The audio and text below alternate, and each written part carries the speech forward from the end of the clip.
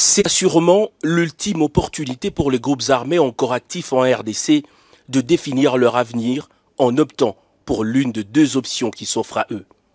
Suivre le programme de désarmement et réinsertion sociale ou subir la rigueur de la loi, le choix leur revient.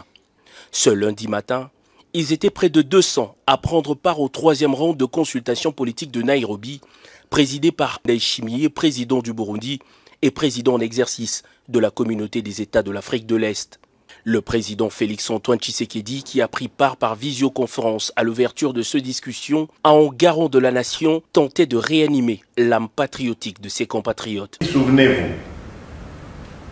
de combien de dialogues, de tables rondes, de conférences nationales nous avons organisées. Combien d'accords n'avons-nous pas signés? À combien de trahisons, d'inconscience communautaire, de barbarie, de tuerie, de massacres n'avons-nous pas assisté? Combien de femmes n'ont-elles pas été violées? Il est temps pour chacun de nous de se détourner de nos actes odieux et de nous engager résolument dans la voie que je vous trace, celle du développement de notre pays, qu'aucun individu ou groupe d'individus ne saurait faire, ni taire, ni étouffer.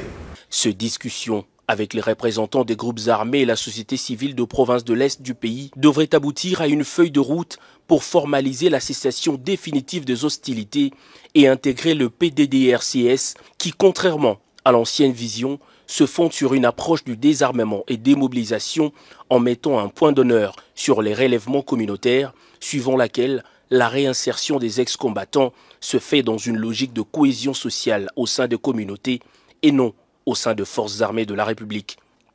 Réduire les inégalités sociales, assurer la prise en charge de jeunes par le programme de développement de 145 territoires, ainsi que la dotation des services de sécurité en capacité adéquate sont là quelques assurances faites par le chef de l'État Félix-Antoine Tshisekedi dans son discours. Concernant le cas de rebelles du M23, le commandant suprême reste ferme. Ce dernier ne pourront prendre part aux consultations de Nairobi qu'à une seule condition, celle du respect strict de la ligne dictée par le communiqué final du mini-sommet du 23 novembre dernier à Luanda.